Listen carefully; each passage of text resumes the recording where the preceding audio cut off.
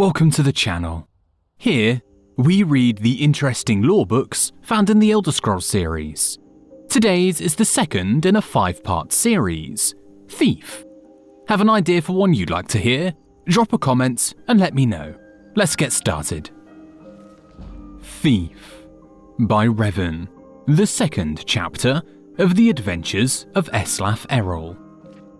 If the reader has not yet had the pleasure of reading the first volume in the series on the life of Eslaf Errol, Beggar, he should close this book immediately, for I shan't recap.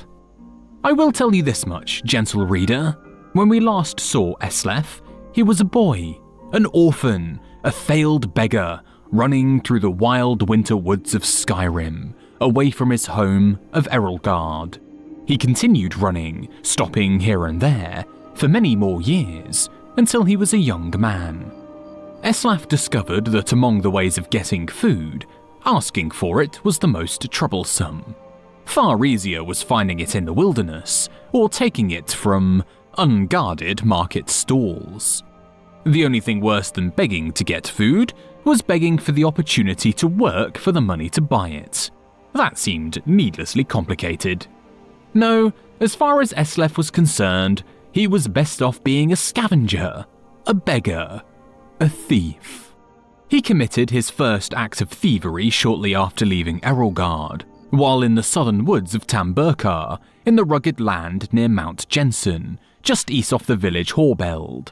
Eslaf was starving, having not eaten anything but a rather scrawny raw squirrel in 4 days, and he smelled meat cooking, and then found the smoke. A band of minstrel bards was making camp. He watched them from the bushes as they cooked and joked and flirted and sang. He could have gone and asked them for some food, but so many others had refused him before.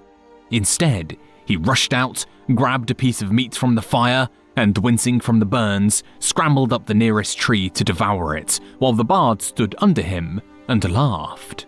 "What's your next move, thief?" giggled a fair, red-headed woman who was covered with tattoos. "How do you intend to disappear without us catching and punishing you?" As the hunger subsided, Eslaf realized she was right. The only way to get out of the tree without falling into their midst was to take the branch down to where it hung over a creek. It was a drop off a cliff about 50 feet. That seemed like the wisest strategy, so Eslaf began crawling in that direction. "You do know how to fall, boy," called out a young Khajiit, but a few years older than Eslaf, thin but muscular, graceful in his slightest movements.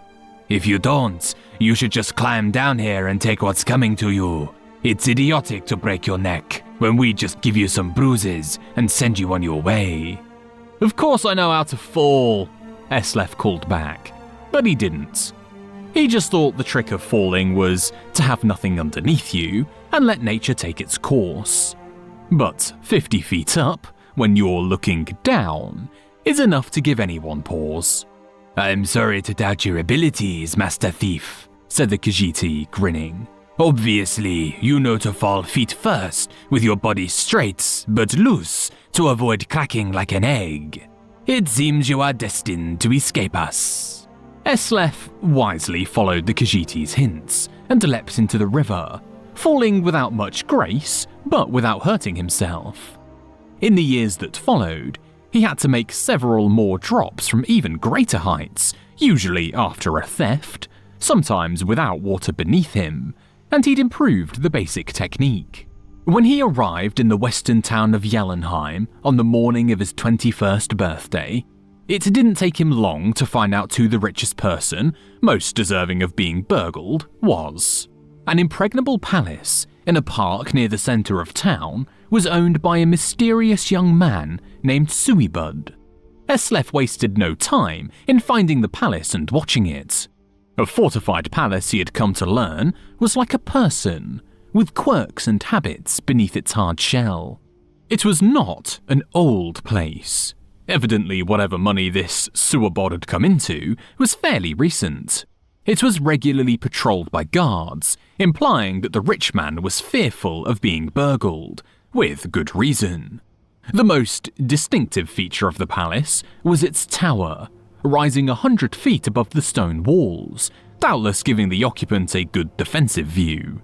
Eslef guessed that if Suabud was as paranoid as he guessed him to be, the tower would also provide a view of the palace storehouse. The rich man would want to keep an eye on his fortune. That meant that the loot couldn't be directly beneath the tower, but somewhere in the courtyard within the walls. The light in the tower shone all night long, so Eslef boldly decided that the best time to burgle was by the light of day, when Suibod must sleep.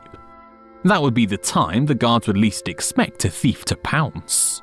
And so, when the noon sun was shining over the palace, Eslaf quickly scaled the wall near the front gate and waited, hidden in the crenulations.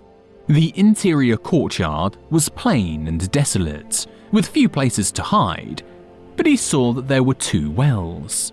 One of the guards used this from time to time to draw up water and slake their thirst, but Eslef noticed that guards would pass by the other well, never using it.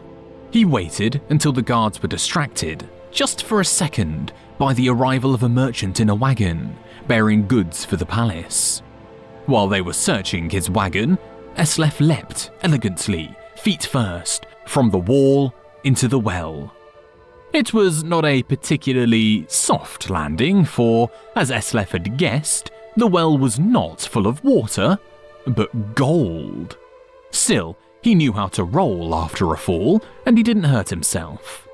In the dank subterranean storehouse, he stuffed his pockets with gold and was about to go to the door, which he assumed would lead to the tower, when he noticed the gem the size of an apple, worth more than all the gold that was left. Eslef found room for it down his pants. The door did indeed lead to the tower, and Eslaf followed its curving stairwell up, walking quietly but quickly. At the top, he found the master of the palace's private quarters, ornate and cold, with invaluable artwork and decorative swords and shields on the walls. Eslaf assumed the snoring lump under the sheets was Suibod, but he didn't investigate too closely. He crept to the windows and looked out. It was going to be a difficult fall for cert. He needed to jump from the tower, past the walls, and hit the tree on the other side. The tree branches would hurt, but they would break his fall, and there was a pile of hay he had left under the tree to prevent further injury. Eslaf was about to leap when the occupant of the room woke up with a start, yelling, "My gem!" Eslaf stared at him for a second, wide-eyed. They looked alike. Not surprising since they were brothers. Eslaf Errol's story is continued in the book Warrior. Thanks for listening. If you like listening to the lore of the Elder Scrolls, here's a couple other videos you may like too. See you next time.